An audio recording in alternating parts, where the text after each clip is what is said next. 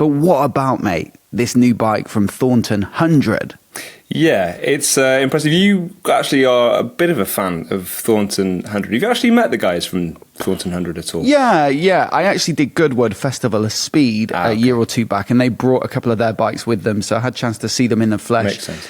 And chat to them. But I think previous to this, basically they just modified bobbers, and they famously put these wide wheel kits on them, so they had massive front wheels. But this is a bit of a change of direction, isn't it? Yeah, both literally and metaphorically. So they're not known for their practicality when it comes to cruisers, I think. The one actually I think of is, I can't remember the fitness guy now, and you're going to remind me of his name. Wicks, Joe Wick. Joe Wicks. Joe Wicks. There we go, not Wick. He made a bobber, I think, with a supercharger, right? Highly impractical. Yes. Just unnecessary, but cool.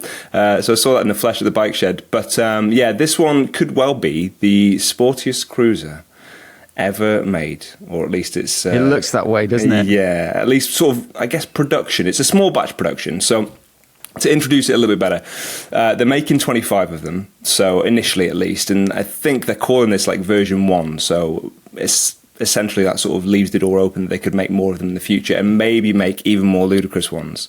But this is, for me, the sort of takeaway of the headline figures, the wet weight of this thing, which is 170 kilograms. Phenomenal. It was impressive, isn't it? And then engine tuned to about 120 PS, which, to be fair, I guess that's modest in the world of bikes to a degree, but then also remember this is a hugely torquey engine. When Triumph were releasing it originally, they were making a big deal about how well it could, drag race and shift from a standing start. So it will definitely be a fast bike, even faster for the fact that it is now ridiculously light for any bike, and that's thanks to a lot of carbon they've got across this thing. And they've changed the wheels, obviously, as well, so that makes it a bit sportier. So instead of having, I think it's a 16-inch on the rear for the standard bobber, could be wrong about that, but it's a small wheel on the back. Now it's 17, so much, much sportier, but still kind of a bobber position. Yeah, I think it's 16 front and rear on the standard bike, and they've got those chunky bobber tyres, and they're never going to be the quickest turning, whereas this, with the Michelin Power GP2s, carbon wheels, 17-inch front and rear, basically looks like some kind of exotic sports bike on the spec sheet, but I'm expecting it to be pretty phenomenal. I think basically what happened is they took the bobber, the Triumph bobber, as far as it could possibly go. If you look at some of the bikes they were building, they were doing so much to it that it feels like now they're just like, well, let's start from the ground up. And I think I'm right in saying, mate, the only thing that's really left is the engine here, isn't it? Because look at that swing arm. That's got to be all custom made. Yeah, new geometries. The frame, in fact, they do cite the fact that they have, custom built pretty much the thing from the ground up, like you say, apart from the engine. Even the electronics as well. So they've given it keyless and launch control and other things, an improved dash as well. So electronically, even, they've given it a complete overhaul. Yeah, honestly, I'd love to ride one of these if I can ever make that happen. But it might be, like you say, unlikely, given that they're just making 25 of this first edition. And also, they're going to be £38,000. So that's not far off. Well, it's three normal bobbers, basically. You can get one for £1,000 deposit.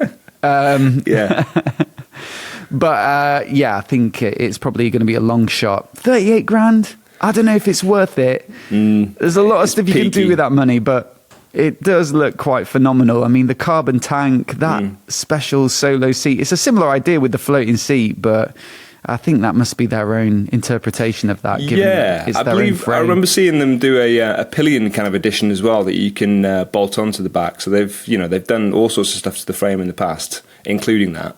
I think for me, 38,000, it is high, but I think it sort of puts it in the ballpark of the other one that both of us have kind of taken notice of is the Buell, right?